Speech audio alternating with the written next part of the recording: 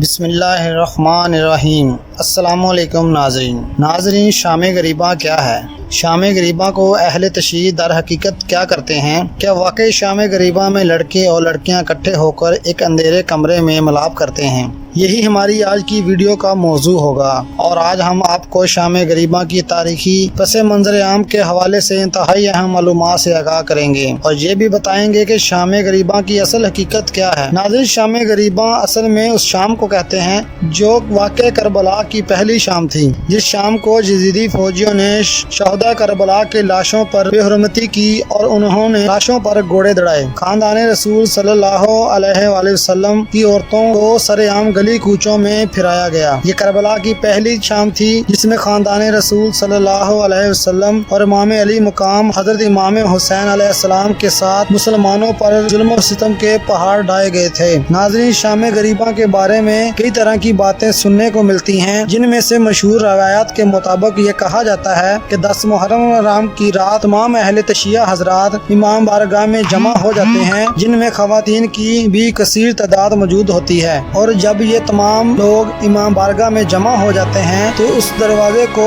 تالا لگا دیا جاتا ہے، جس کے بعد ایک شیعہ عالم مجلس پڑتا ہے اور اس کے ساتھ ہی ساری بتیاں بجھا دی جاتی ہیں۔ پھر دونوں مرد اور خواتین مل کر شرمناک کام سر انجام دیتے ہیں، جس سے پیدا ہونے والے بچے کو شیعہ ذاکر بنایا جاتا ہے، مگر یہ انتہائی غلیظ بہتان ہے۔ حقیقت کی بات کی جائے تو یہ تمام باتیں الزام اور فضول ہیں، جن کا حقیقت سے کوئی تعلق نہیں۔ شام غریبہ ادبیات اور فارسی زبان کے روضہ شورا کی سورج غروب ہونے کے بعد اس رات کو سوگواری کو کہتے ہیں۔ اس مجلس کو نوحے پڑھے جاتے ہیں، وہ امام علی مقام علیہ السلام کی اہل بیت کی مصیبت اور واقع کربلا کے بعد بچوں اور اسیروں پہ جو گزری اس کے بارے میں ہے، اور اہل بیت اطہار نے اندھیری رات کربلا کیسے گزاری۔ اس رات محرم کی دوسری راتوں کے درمیان بعض رسومات میں فرق یہ بھی ہے کہ اس رات کو موم بتی چلا کر اندھیرے میں بیٹھتے ہیں اور مجلس شام غریبہ میں اس اندھیرے کو یاد کرتے ہیں جو اہل بیت اطہار پر گزرا۔ ناظرین، یزیدی فوجیوں نے عاشورہ کا سورج غروب ہوتے ہی عورتوں کو خیموں سے باہر نکال دیا اور خیموں کو آگ لگا دی تھی۔ لفظ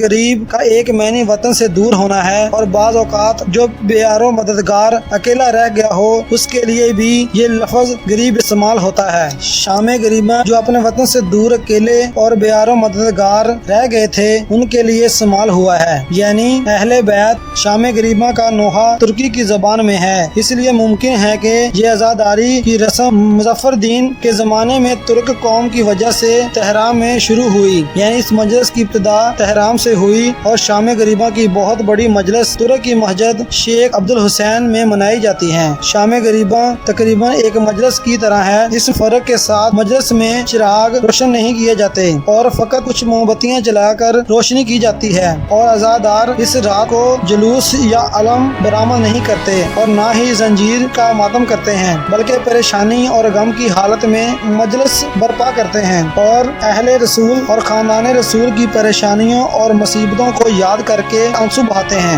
ناظرین، در حقیقت شام غریبہ غم کی انتہا کا نام ہے۔ ایک ایسی شام جب خاتم الانبیاء نبی کریم صلی اللہ علیہ وسلم کا خاندان شہید ہو چکا تھا، ایک ایسی صبح کی شام جب بہنوں کے بھائی تھے، بیویوں کے شوہر اور بچوں کے باپ تھے۔ یہ اداسی اور بے بسی کی شام ہے، خاندان پیغمبر سے محبت کرنے والوں کے لیے رونے اور دشمنان خاندان پیغمبر کے خوش ہونے کی شام ہے۔ اس شام جب ایک صحرا میں خاتم الانبیاء کی نواسیوں کے سرپرست شہید کر دیے گئے، ان کے خیموں کو آگ لگا دی گئی۔ شام غریبہ ایک ایسی شام ہے جس میں غم ہی غم ہے، اور صرف محض ایک الزام اور غلیظ ترین الزام ہے کہ شام غریبہ میں کچھ ایسی شرمناک ہوتا ہے جو سامنے نہیں لایا جاتا۔ ناظرین، اس مجلس کا موضوع جناب امام علی مقام امام حسین پر گزری ہوئی وہ رات ہے۔ ناظرین، جب شام غریبہ میں ذاکر داخل ہوتا ہے تو آتے ہی یہ کہتا ہے انا للہ و انا الیہ راجعون، یہ کہتے ہی کوہرام مچ جاتا ہے اور ایسا محسوس ہوتا ہے خبر آ گئی گئی ہے کہ کربلا کے خانزادہ رسول کو شہید کر دیا گیا۔ شام غریبہ میں آہستہ آواز میں نوحہ پڑھا جاتا ہے اور سب اکٹھے مل کر نوحہ پڑھتے ہیں اور اس تاریخ اور خوفناک رات کو یاد کرتے ہیں جو خاندان رسول صلی اللہ علیہ وسلم نے بیابان کربلا میں گزاری۔ اس رات کو لیلۃ الوحشیہ یعنی وحشت کی رات کہا جاتا ہے اور اس رات کو بچوں اور اسیروں کی یاد میں موم بتی جلائی جاتی ہے۔ ناظرین، پاکستان اور بھارت میں مقیم اہل شیعہ حضرات یہ مجلس سورج غروب ہونے کے بعد منعقد کرتے ہیں اور اس مجلس میں اندھیرے میں اور زمین پر بیٹھ کر خاندان رسول صلی اللہ علیہ وسلم پر برپا ہونے والی قیامت صغریٰ پر ماتم گزاری کرتے ہیں۔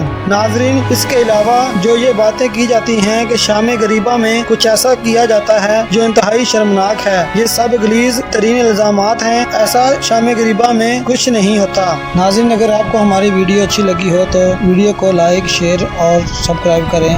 شکریہ۔